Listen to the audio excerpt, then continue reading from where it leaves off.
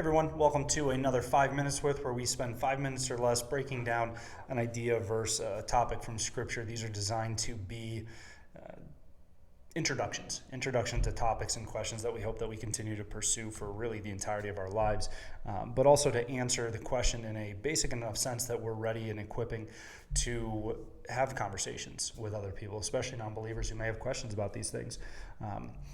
If I'll put in a little thing here specifically for the people of CBC, I don't know who watches these videos. If you happen to come across this and you're not part of our church, if you are, we just started a series on Colossians, and we talked about this idea of integrity in our walk with the Lord.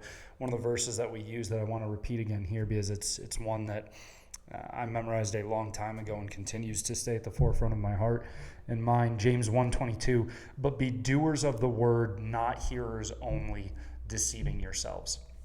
Another translation, perhaps a more kind of modern lingo translation, some of them will say, do not merely listen to the word and so deceive yourselves, but do what it says. If I had to give a very simplistic definition of integrity, it would be living out what you claim to believe.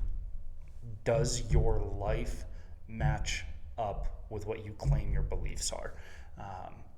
This is undeniably vital for every single person. This is not something, goodness knows the church needs leaders that have integrity, that their private life lines up with their public life, that they live out what they preach and profess.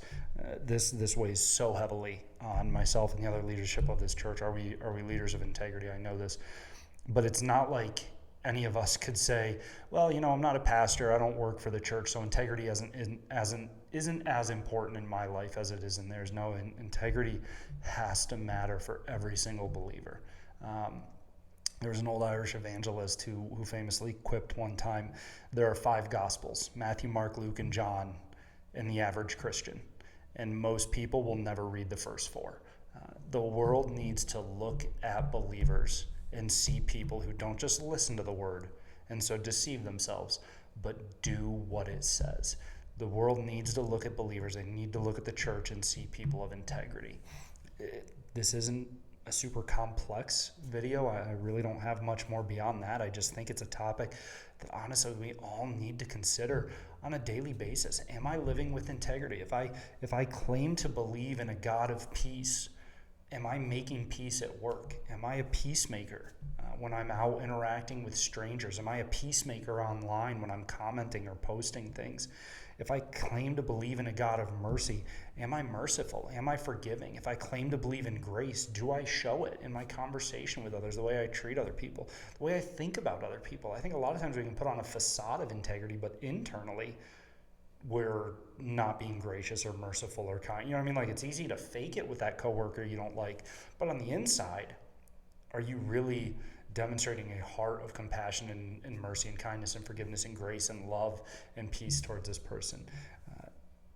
James 1:22 is as straightforward as it gets. Be not hearers of the word, so deceiving yourselves, or be not hearers of the word only, so deceiving yourselves, but be doers. The church needs people who do. The church needs people who live with integrity. And so I just want that to be a question that really remains on our hearts every day. We hope this blesses you, challenges you, encourages you, sharpens the church, but above all, we hope that this brings glory to Jesus. We'll see you next time.